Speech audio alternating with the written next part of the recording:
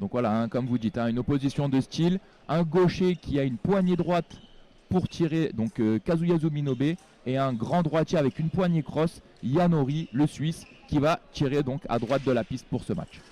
Ouais, ça peut peut-être embêter le Suisse parce que quand on est à la poignée crosse, souvent on essaye de trouver le fer de son adversaire. Et c'est plus facile quand l'adversaire est de même main, qu'il y a plus de perpendicularité entre les lames.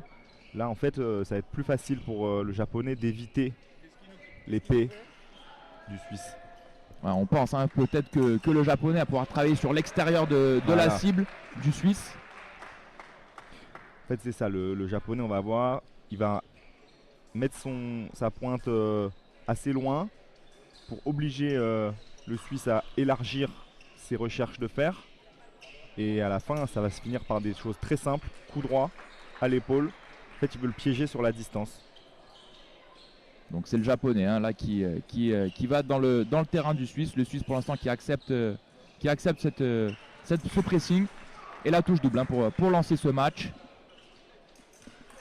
Si le japonais veut réussir à mettre en échec le Suisse, il va falloir qu'il soit très bon sur les jambes, très vif en fait pour toucher et se protéger avec une retraite. Est-ce qu'il a encore la fraîcheur physique pour le faire? Il va avoir besoin de mouvement hein, parce qu'on sait que voilà, Minobe c'était quelqu'un de très vif dans ses plus belles années. Là il est peut-être un peu plus sur la fin de sa carrière, mais ça reste quand même un sacré client. Ouais, je pense que le Suisse n'est pas ravi de l'avoir dans son tableau au premier match quand même. C'est vrai que pour une entrée en matière comme ça, faire face à Kazuyasu Minobe, c'est pas un cadeau. Pour l'instant, Yanori, hein, dans son schéma un peu préférentiel, à l'entrée de ses 2 mètres. En attendant l'erreur de distance de son adversaire pour essayer de placer son attaque. Ah, voilà ce que je disais. Il a bien fait partir. Très belle contre-attaque de Kazuyasu Minobe. S'est protégé avec une très grande retraite. Et il a utilisé son allonge supplémentaire procurée par sa poignée droite avec une belle contre-attaque extérieure. Tout ce qu'on avait dit. Et on voit que le japonais, hein, il a bien pris son temps pour amener bien au fond de la piste le Suisse qui n'avait pas d'autre choix que d'aller vers l'avant, car sinon après il sortait de la piste et du coup il a pu anticiper ce mouvement et le contrer. Ouais, il fait l'effort de bien le presser jusqu'au bout. Une fois que le Suisse est acculé, comme tu dis, il n'a plus le choix, il est obligé d'attaquer et donc ça enlève une sorte d'incertitude quoi. Ouais, on voit, hein, et puis même hein, quand il le presse, il n'y a pas d'erreur de distance, hein, les marges sont petites, la pointe bien agressive pour quand même faire reculer le Suisse. La tentative de touche au pied et la nouvelle contre-attaque, superbe. Ouais. Ouais, vraiment le schéma, la stratégie là, elle est très bonne de la part du japonais. Je pense que par contre le Suisse, il va falloir qu'il trouve une solution autre s'il veut sortir la tête de l'eau là, parce que dans l'état actuel, je vois pas comment il veut s'en sortir. Après là, apparemment le japonais décide de passer plus en mode défensif dans son camp. Parce qu'en plus là pour l'instant le japonais d'après ce qu'on a vu a contré le Suisse dans le point fort du Suisse hein. C'est normalement voilà c'est ça le jeu de Yanori, c'est voilà de faire venir son adversaire pour après le surprendre sur une attaque sur la préparation, sauf que le japonais rentre tellement précisément dans la distance que c'est lui qui est maître de l'échange pour l'instant. Le japonais qui a pris ses 2 touches d'avance, maintenant qui décide de temporiser, est-ce que c'est une bonne solution? Je sais pas. Parce qu'il va laisser du coup maintenant le jeu et la création aux Suisses, voilà. Et c'est exactement ce que vous dites, hein, voilà, le Minobe qui est un peu surpris par l'attaque de Hori, alors que depuis le début, voilà, on sentait qu'il n'était pas du tout en difficulté, et il risque voilà, de rejoindre son entraîneur pour la minute de pause avec seulement une touche d'avance, alors qu'on avait l'impression que jusqu'à cette touche, c'était de la maîtrise totale, même si le score n'était que de 3-1 pour Minobe. Ouais, il avait trouvé une solution, un schéma tactique qui fonctionnait bien, et il a décidé de changer pour cette touche-là. C'est un peu surprenant. Après peut-être aussi comme vous l'aviez évoqué, peut-être l'âge aussi qui fait que voilà, parce que là on s'en rend peut-être pas compte comme ça en spectateur, mais ça demande énormément d'énergie d'être aussi juste dans les déplacements et de pousser le Suisse aussi loin dans son terrain pour après pouvoir le contrer. Et donc là voilà, le Yanori qui échange avec, comme on le disait tout à l'heure, l'entraîneur des Suisses Daniel Gérand, ancien entraîneur et ancien athlète de l'équipe de France, qui a décidé de rejoindre les Suisses depuis le début de cette année 2025 et qui pour l'instant obtient des résultats plus que probants. Ancien vainqueur du Monal. Ancien vainqueur du Monal, c'est vrai. Donc il va essayer de lui transmettre toute son expérience et tout son savoir pour essayer de reprendre le match face à Minobe.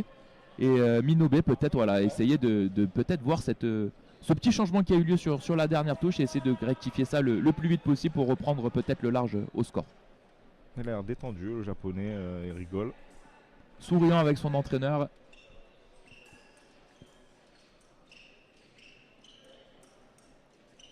Donc 3-2 pour Minobe au début de ce deuxième temps face au 11e mondial Yanori.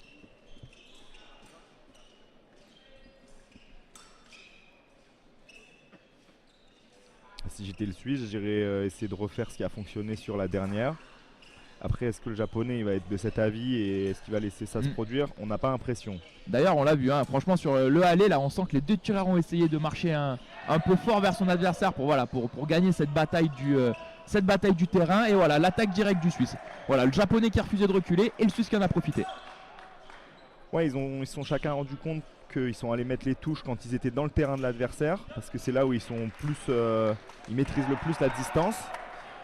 Et donc là, maintenant c'est jeu d'échecs, personne n'a envie de reculer, donc ils vont se télescoper au milieu de piste là. Peut-être qu'aussi le japonais, qui quand il arrivait à amener le Suisse dans son terrain, avait derrière de la latitude pour reculer. Et là, donc du coup, peut-être à vouloir gagner cette bataille du milieu, il en a presque oublié de reculer et de défendre avec ses jambes et d'agrandir la distance. Oui. Le schéma qu'il proposait en début de partie, il peut très bien se reproduire aussi en milieu de piste. C'est juste qu'il faut être encore plus attentif parce que l'incertitude du départ en attaque de l'autre, elle est plus présente. Et là on a vu la nouvelle attaque du Suisse qui a encore obtenu la touche double. Le japonais un peu plus attentif qui a obtenu la touche double, mais on sent que c'est quand même un peu moins contrôlé qu'au début du match pour Minobe. Le Suisse refuse un peu plus de céder son terrain, prend les décisions plus tôt. Donc il garde quand même ce temps d'avance sur le japonais qui lui permet au moins d'accrocher des doubles quand il attaque. Et Minobe aussi peut-être qui a un peu plus peur de la pointe de son adversaire avec les quelques attaques qu'il a dû concéder à Yanori. On sent que il rentre quand même un peu moins fort, il est un peu moins serein. La tentative de touche au pied de Minobe. La nouvelle flèche de Yanori et encore une touche double. On voit Daniel Gérand qui lui crie quelques instructions. Il n'avait pas l'air très satisfait de cette dernière touche, même si il n'y a pas eu de conséquences parce que c'est une touche double. Le score égalité entre Minobe et Ori.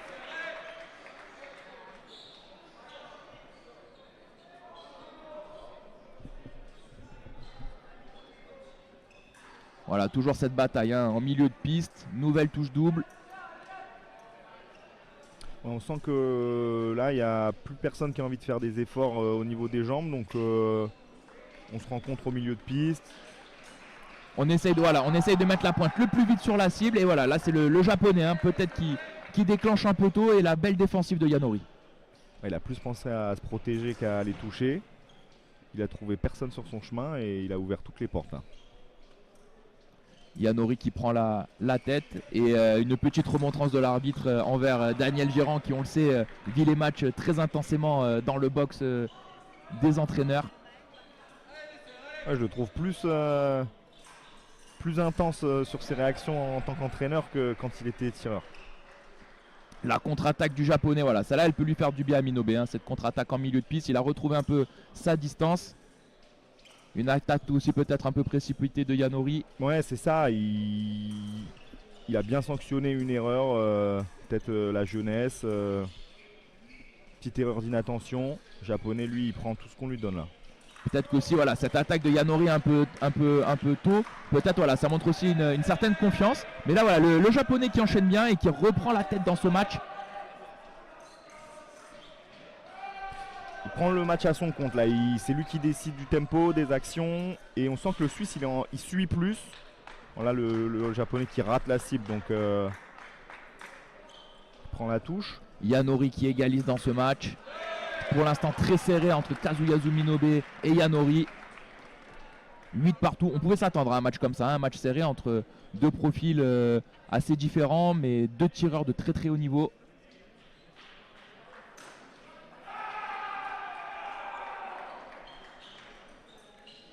On va rentrer dans le moment qui compte là. C'est ce moment quand on passe vers 10 touches. C'est intéressant de prendre une ou deux touches d'avance. Bien se positionner pour la fin du match. Puis bientôt, on va aussi arriver à la fin du deuxième tiers-temps. Rentrer dans voilà, le dernier tiers-temps ensuite, où, voilà, souvent où les matchs aussi serrés se jouent et se décident. Oh, superbe contre de Kazuyasu Minobe. Ouais, qui est resté bien loin. Qui a laissé sa pointe bien à l'extérieur. Et puis finalement, il fait une esquive. Petit bonhomme. Il évite la pointe de son adversaire pour ensuite placer la sienne sur la cible.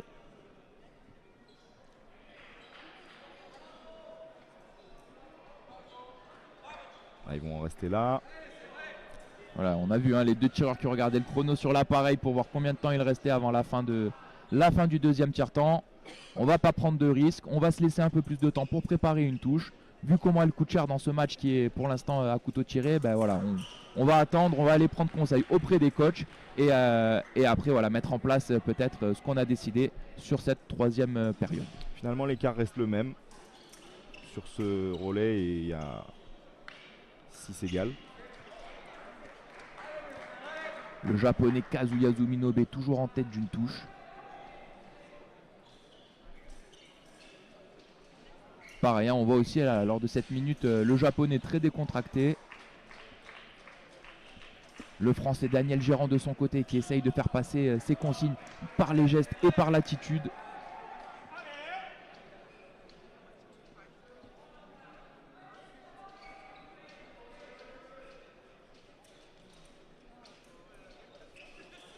Le japonais qui a l'air plus sûr de son coup, il sait où il va. Après, il a fait tellement de matchs, il en a vu, il a certainement été déjà confronté à des scénarios identiques, donc il sait comment aborder ces 3 dernières minutes. Ah, c'est sûr que voilà, le facteur de l'expérience, il est clairement du côté du japonais, bien plus âgé que son jeune adversaire. Yanori, seulement 22 ans et déjà 11e mondial. Et Kazuyasu Minobe qui a été numéro 1 mondial durant sa carrière et qui est quand même voilà, un peu plus vieux, 38 ans, le japonais. Est-ce que le Suisse va être capable d'en faire un peu plus pour venir rattraper cette touche de retard et puis passer devant? Est-ce que le japonais aura assez de jus pour terminer le match et rester impliqué physiquement pendant les 3 dernières minutes? On va voir. Après voilà, Minobe il commence à être âgé, mais par contre physiquement, pour l'avoir vu voilà, en short et t-shirt, c'est quand même quelqu'un qui doit avoir une hygiène de vie irréprochable parce que voilà, il est pas un pet de graisse, il a l'air très très en forme. Il est affûté, il est vif.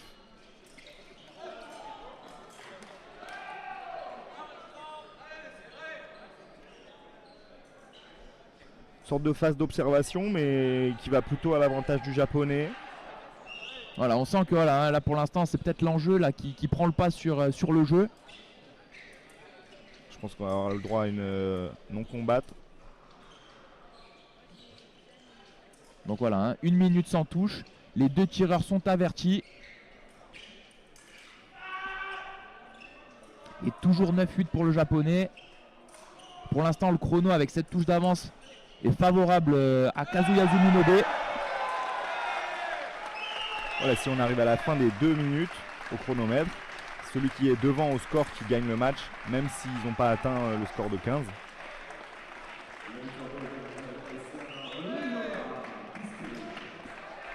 Le carton jaune passivité, ça n'a aucune importance.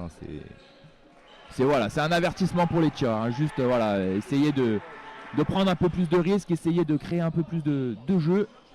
Ouais, c'est des règles qui ont été mises en place pour que les matchs soient un peu spectaculaires, plus télégéniques. Et le contre de Kazuyasu Minobe qui a trouvé sa distance. Hein. Et le Suisse, il prend le truc par le mauvais côté là. Il essaye d'en faire trop, mais il bouge beaucoup sa pointe. Il fait des grandes preps, des grandes phases de préparation. Là où le Japonais, au tout début de match, si on se souvient, il avançait des marches très petites vers son adversaire pour bien contrôler la distance. Celle où le Suisse s'est fait sanctionner avant. Il a fait une très grande marche. Et donc voilà. Pendant toute la phase où on a le pied en l'air, bah, l'adversaire sait qu'on va faire que d'avancer et il peut s'en sanctionner rapidement, quoi. Et on voit qu'il a rectifié juste derrière. Hein. Il a essayé de faire la même chose, faire croire à son adversaire qu'il était en l'air. Kazuyasu Minobe qui a déclenché son action, Ori qui a fait le contretemps. Et là, ben voilà, l'attaque peut-être un peu précipitée du Suisse qui est contrée. Et le Japonais Kazuyasu Minobe qui reprend 2 touches d'avance face à Yanori.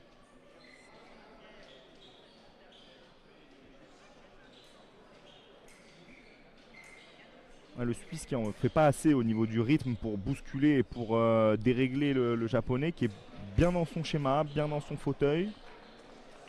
Voilà le contre. 12-10 pour Kazuyasu Minobe. Il a la place pour reculer, double retraite, contre-attaque, double. Comme vous dites, hein, Minobe on le sent vraiment en contrôle, en confort pour l'instant.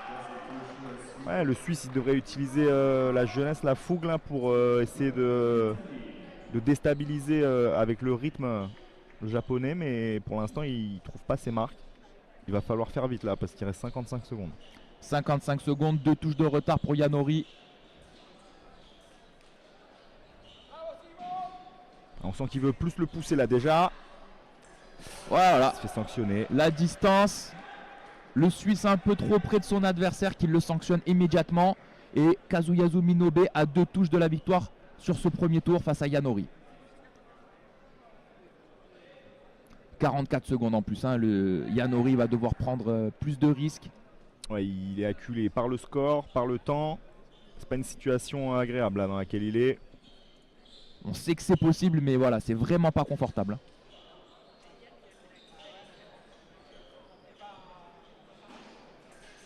Voilà. Bien tiré. La touche du Suisse qui se rapproche. 13-11 pour Minobe. Petite erreur de distance de la part du Japonais, sanctionné immédiatement à l'épaule par la pointe du Suisse.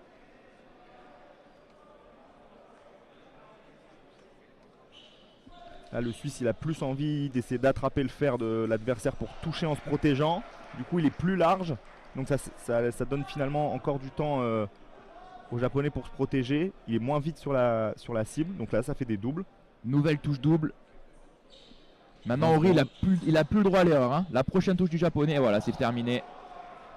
C'est terminé. Le Suisse qui pense que son épée est peut-être défectueuse, mais là, ça me semble clair. Hein. Et voilà, le score est confirmé.